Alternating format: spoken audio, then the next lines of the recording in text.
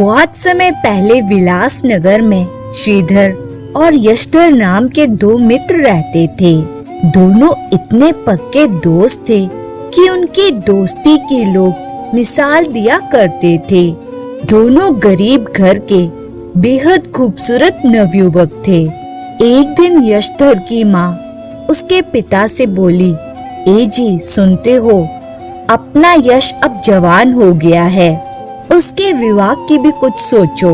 मैं भी यही सोच रहा हूँ यश की माँ, कोई सुशील लड़की मिलते ही बात पक्की कर दूंगा। यशधर ने अपने माता पिता की बात सुन ली कि वह उसके विवाह के बारे में सोच रहे हैं।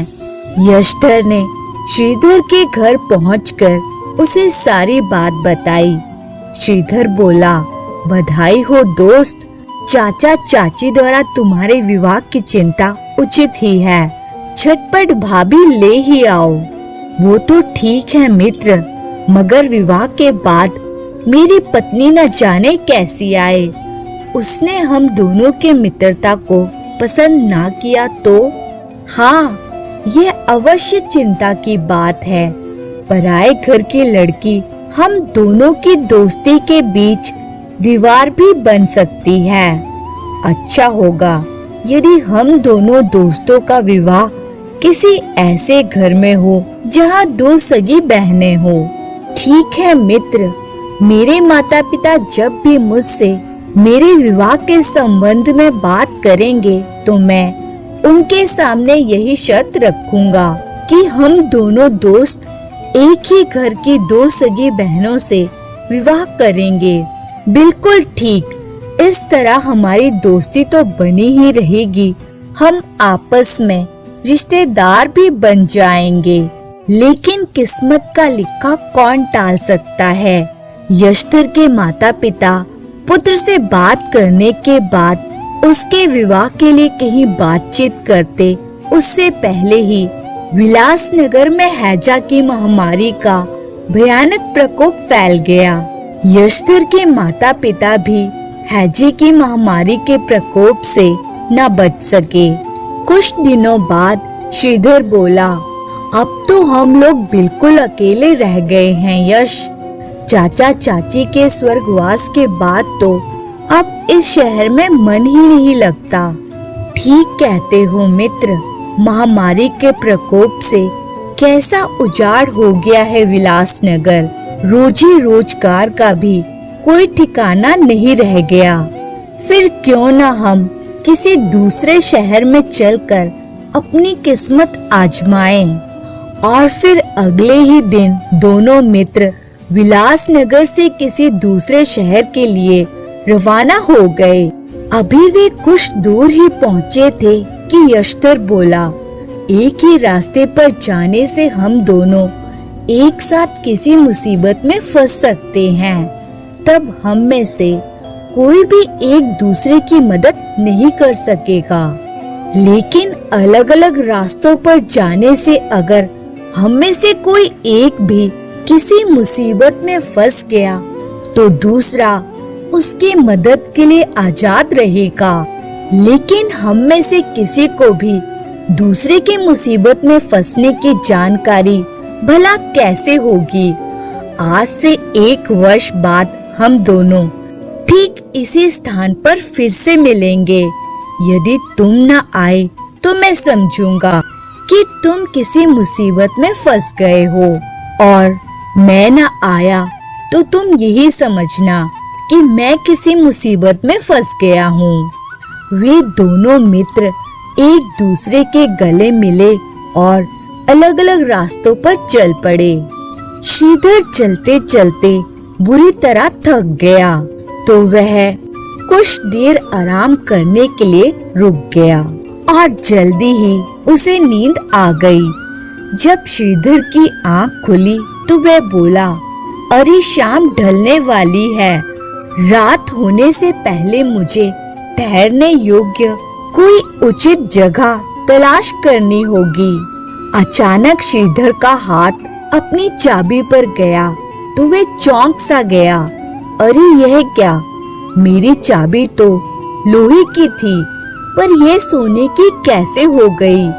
मेरी दादी जी ने एक बार पारस पत्थर की कहानी सुनाई थी।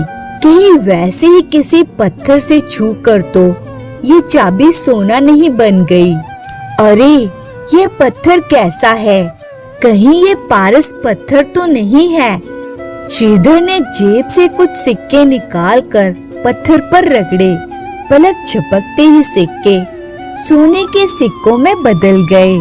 अरे यह तो पारस पत्थर है। मुझे खजाना मिल गया।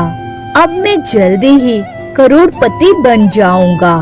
श्रीधर ने पारस पत्थर संभाल कर अपने पास रख लिया और वे आगे बढ़ गया। वे एक सुंदर नगर में पहुंचा और वहां एक सराय में ठहर गया। उस सराय की मालकिन एक धूर्त बुढ़िया थी। बुढ़िया बोली, सराय में तुम्हें अच्छा खाना, सोने के शानदार पलंग, सब कुछ मिलेगा, मगर रोज एक सोने का सिक्का देना पड़ेगा।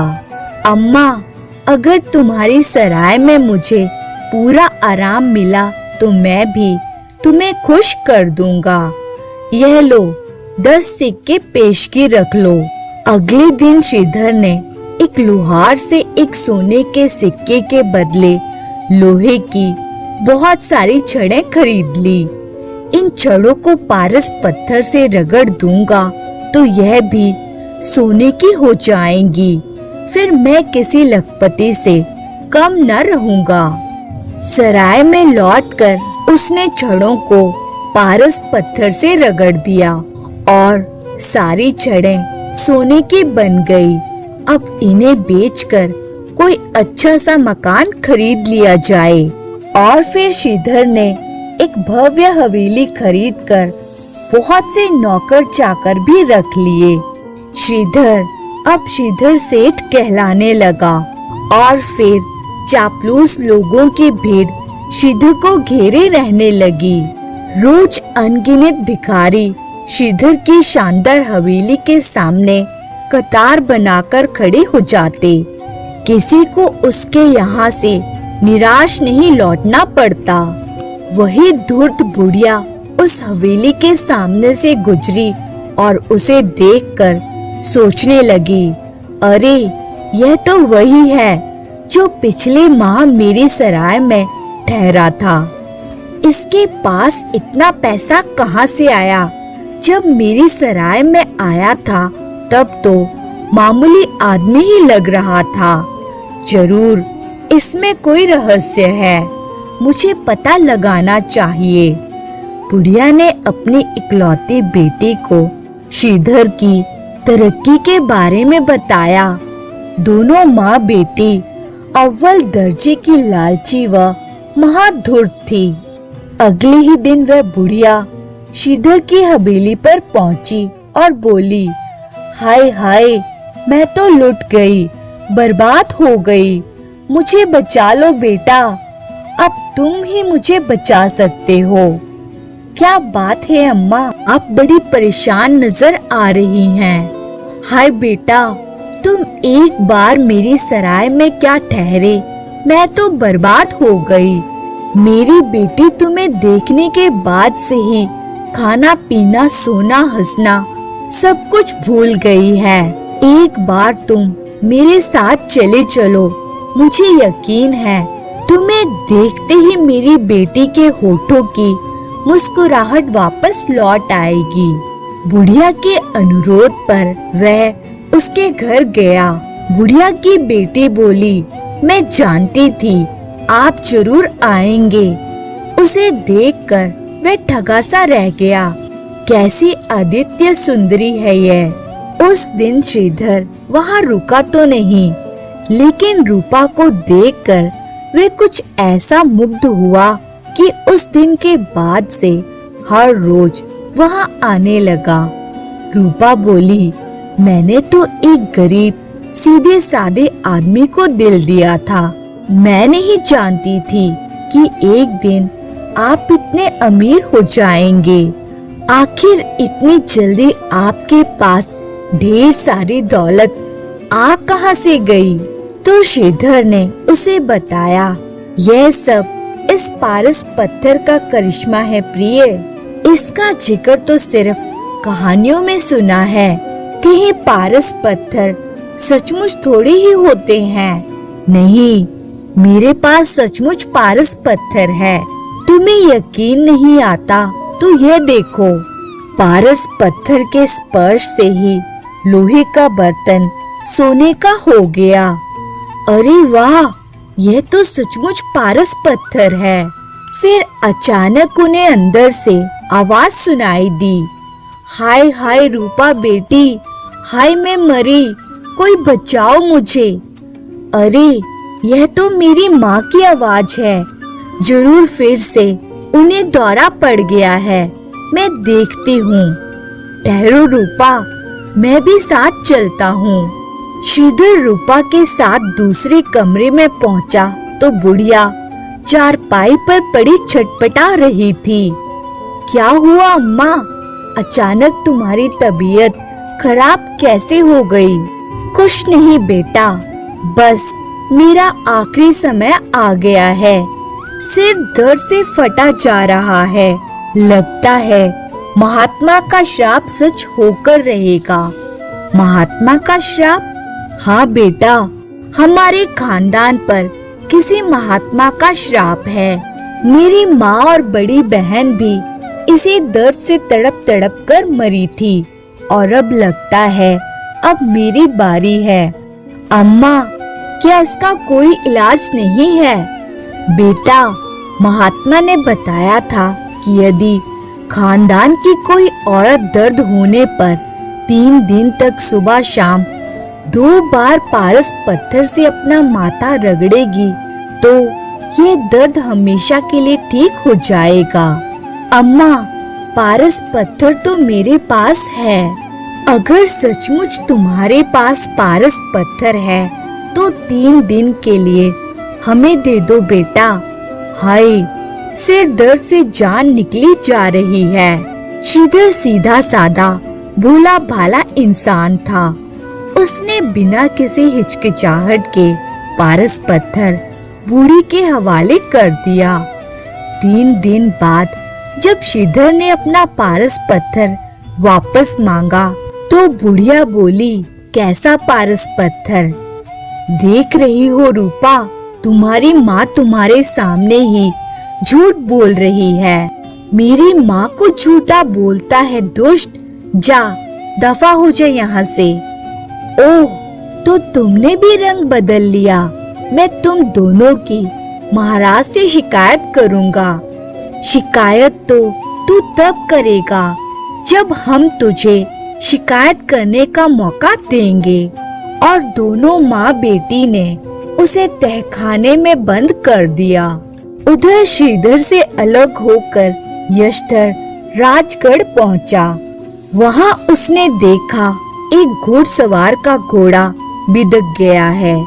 यशधर ने लगाम खींचकर बिदके हुए घोड़े को काबू में कर लिया। वे घुड़सवार बोला, तुम कौन हो युवक? यशधर ने अपने बारे में घुड़सवार को बताया तो वे बोला, ओह, तो तुम्हें काम की तलाश है। हम यहाँ के महामंत्री हैं। तुम हमारे साथ दरबार में चलो। तुम जैसे बहादुर व्यक्ति को हम कोई न कोई काम अवश्य दिलवा देंगे। महामंत्री यशधर को राज दरबार में ले गया और राजा को यशधर की बहादुरी के बारे में बताया। तो राजा बोले, ठीक है यशधर, आज से तुम हमारे साथ रहोगे। यशधर राजा के अंग रक्षक के रूप में उनके साथ रहने लगा। शिकार खेलने के अनेक अवसरों पर उसने हिंसक जंतुओं से राजा की जान भी बचाई। फिर एक दिन राजा बोले, यशधर, तुम हमारे घनिष्ठ मित्र बन गए हो। हम इसलिए तुम्हें एक बहुत ही गोपनीय व आवश्यक कार्य सौंप रहे हैं। जो आज्ञा महाराज। हमें अपने खजांची और कोतवाल पर शक है। तुम्हें गुप्त रूप से उन्हीं के बारे में जांच पड़ताल करनी है। हमारा खजाना दिन प्रतिदिन खाली होता जा रहा है और हमें शक है कि खजांची खजाने से धन चुरा रहा है। कोतवाल चोर बदमाशों से रिश्वत लेकर उन्हें छोड़ देता है। राज्य में अराजकता फैल रही है, भ्रष्टाचार बढ़ता जा रहा है। मुझे विश्वास है महाराज, कोतवाल और खजांची को जल्दी ही सुधार दूंगा। वो कैसे करोगे? कल जब खजांची महोदय राज दरबार में आए, उन्हें आप क्रोध भरी नजरों से देखें और मुंह घुमा लें, उनसे ठीक से बात भी न करें। अगले दिन जब खजांची राजा के सामने आया तो राजा ने वैसा ही किया जैसा यशधर ने कहा था। खजांची सोच में पड़ गया। महाराज बड़े क्रोध में लगते हैं, मेरे अभिवादन का उत्तर भी नहीं दिया, मुंह दूसरी ओर घुमा लिया। बात क्या है? उस रात खजांची के घर पर यशधर गया और बोला, चाचा, आप राज दरबार में महाराज के पिता के समय से खजांची के पद पर आसीन हैं, किंतु क्या बेटा, जल्दी बताओ, मेरा दिल बैठा जा रहा है। न जाने क्यों आज दरबार में मुझे ऐसा लगा जैसे महाराज मुझसे बेहद क्रुद्ध हैं। आपका अनुमान बिल्कुल ठीक है चाचा, महाराज आपसे सचमुच बेहद क्रुद्ध हैं। कारण सिर्फ यह है कि राज खजाने से काफी धन गायब हो रहा है और महाराज को पता लग गया है। वे आपके घर की तलाशी भी करवा सकते हैं। बेटा, मुझे बचा लो, मैं सारा धन राज खजाने में वापस पहुंचा दूंगा। बस मेरे घर की तलाशी ना हो, वरना मेरी सारी प्रतिष्ठा धूल में मिल जाएगी। चाचा, मैं महाराज को समझाने की चेष्टा करूंगा कि अभी 2-4 दिन आपके यहाँ की तलाशी ना ली जाए। तब तक आप खजाने से चुराया गया सारा धन वापस खजाने में पहुँचा दें, तब शायद मैं आपको बचा लूं। खजांची के यहाँ से यशधर सीधा राजमहल में महाराज के समक्ष पहुंचा और बोला, महाराज, उपाय सफल रहा। अब आप कोतवाल के साथ भी ऐसा ही व्यवहार करें। अगले दिन राजा ने कोतवाल को क्रोध भरी नजरों से देखा और उसके अभिवादन पर क्रोध से मुंह घुमा दिया। उफ, आज महाराज मुझसे नाराज हैं, जरूर कोई बात है। यशधर महाराज के काफी करीब है, उसी से पूछूंगा। उस दिन दरबार से निकलते ही कोतवाल सीधा यशधर के यहाँ पहुँचा। अरे कोतवाल जी, आप कहिए, कैसे आना हुआ? बेटा, क्या महाराज मुझसे नाराज हैं? अब क्या बताऊं कोतवाल जी, महाराज को खबर लग गई है कि आप रिश्वत लेकर चोर उचक्कों को छोड़ देते हैं। धन में हिस्सेदारी के लालच में डकैतों की मदद करते हैं। तुम जैसा कह रहे हो मैं वैसा ही करूंगा बेटा, किंतु महाराज द्वारा तलाशी लिए जाने से बचा लो मुझे, वरना मेरी सारी इज्जत धूल में मिल जाएगी। यशधर ने कोतवाल को भी समझा बुझाकर विदा किया। अब ये लोग निश्चय ही सुधर जाएंगे। धीरे धीरे यशधर राजा का निकटतम सलाहकार बन गया। 1 साल बीतने से कुछ ही दिन पहले यशधर को याद आता है, अरे मैं तो बिल्कुल ही भूल गया, श्रीधर से मिलने का दिन करीब आ रहा है। मैं महाराज से मिलकर 1 माह की छुट्टी ले लेता हूँ। 1 माह की छुट्टी? मगर किस लिए यशधर? महामंत्री तो तुम्हारे विवाह का जिक्र कर रहे थे। तुम तो जानते ही हो उनके विवाह योग्य 2 कन्याएं हैं, जिनमें से बड़ी बेटी के लिए महामंत्री ने तुम्हें पसंद कर लिया है। यशधर ने जाने का कारण बता दिया। यह जानकर कि यशधर अपने पुराने मित्र से मिलने जाना चाहता है, महाराज ने यशधर को विदा किया। यशधर अपने घोड़े पर सवार होकर उस जगह पर चल पड़ा जहां उसने श्रीधर से मिलना था। चलते चलते शाम हो गई। पास ही एक सराया थी जिसमें यशधर ठहर गया। पलंग पर लेटते ही यशधर को नींद आ गई। आधी रात को यशधर की आंख खुली। पानी पीने के लिए वह उठा, तभी अचानक उसकी दृष्टि खिड़की से बाहर बाग पर पड़ी। उसे बाग में 2 परियां दिखाई देती है। यशधर धीरे धीरे अपने कमरे से बाहर निकलकर बगीचे में आ गया और एक पेड़ के पीछे छुप गया। अरे, परियों के हाथों में ये 2 शीशियां कैसी है? ये तो उनमें से एक शीशी खोलकर सूंघ रही हैं। आश्चर्य! शीशी सूंघते ही परियां बंदरियां बन गई। बंदरियां बनी परियों ने बगीचे से अनगिनत फल व फूल तोड़कर खाए और उछलने कूदने लगी। तभी यशधर धीमे कदमों से उस रथ पर बैठ गया जिसमें बैठकर वो परियां आई थी। खूब उछलने कूदने के बाद परियों ने दूसरी शीशी खोलकर सूंघी और फिर वे अपने वास्तविक रूप में आ गईं। और फिर जब दोनों परियां वापस रथ तक पहुंची तो वे बोली, अरे, आप कौन हैं और हमारे रथ में क्यों बैठ गए हो? अगर आप दोनों अपना रथ वापस लेना चाहती हैं तो फिर आपके पास जो 2 जादुई शीशियां हैं वे मुझे दे दीजिए। नहीं, यह हम आपको नहीं दे सकती। फिर आप यहाँ से जा भी नहीं सकती। दे दो बहन। अगर हमें परीलोक पहुँचने में देरी हुई तो महारानी नाराज हो जाएगी। ठीक है, एक शर्त पर हम ये शीशियां आपको दे सकती हैं। इन जादुई शीशियों के जादुई प्रभाव का उपयोग आप कभी किसी भले आदमी को सताने के लिए नहीं करेंगे। मुझे मंजूर है।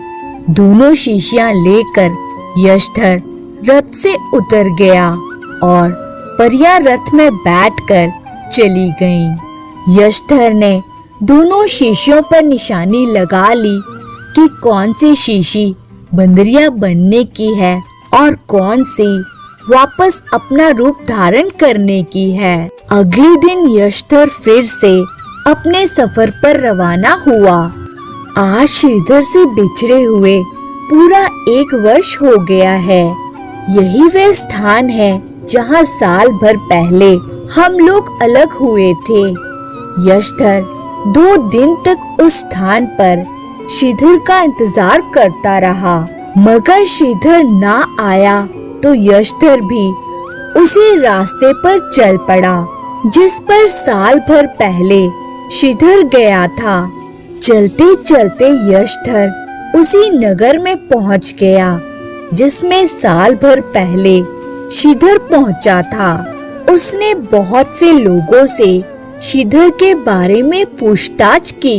काफी पूछताछ करने के बाद उसे एक व्यक्ति बताता है, जब से सेठ श्रीधर ने सराय की मालकिन की बेटी से शादी की थी वे पागल सा हो गया था। अब तो उन्हें देखे हुए भी जमाना हो गया है। अब वही धूर्त बुढ़िया सेठ की हवेली और धन दौलत की मालकिन है। यशधर सोचने लगा, अरे, मेरे मित्र ने विवाह कर लिया, किंतु हम दोनों ने तो एक साथ एक ही घर की 2 सगी बहनों से विवाह करने का निश्चय किया हुआ था। यशधर लोगों से पूछताछ करता हुआ सेठ श्रीधर की विशाल हवेली तक पहुंच गया। यशधर अंदर जाने लगा तो दरवान ने उसे रोक दिया। मैं सेठ श्रीधर का मित्र हूँ, तुम चाहे जो कोई भी हो, मालकिन की आज्ञा है किसी को अंदर जाने ना दिया जाए। अंदर जाने के लिए यशधर ने परियों द्वारा दी गई सुगंध की शीशियों से बंदर का रूप धारण कर लिया। बंदर बना हुआ यशधर खिड़की से अंदर कूदकर चला गया। बंदर को देखकर बुढ़िया उसे भगाने गई तो वह वहाँ फिसलकर गिर गई। हाय मैं मर गई। श्रीधर को ढूंढने के लिए यशधर ने हवेली का चप्पा चप्पा छान मारा। तभी उसे नीचे जाती सीढ़ियाँ दिखाई दी। शायद कोई तहखाना है, नीचे चलकर देखता हूँ। और नीचे तहखाने में श्रीधर को बुढ़िया ने बंदी बनाकर रखा हुआ था। यशधर को बंदर के रूप में देखकर श्रीधर बोला, अरे ये बंदर कहाँ से आ गया? श्रीधर को उलझन में पड़ा देखकर यशधर वास्तविक रूप में लाने वाली सुगंध सूंघकर अपने असली रूप में प्रकट हुआ।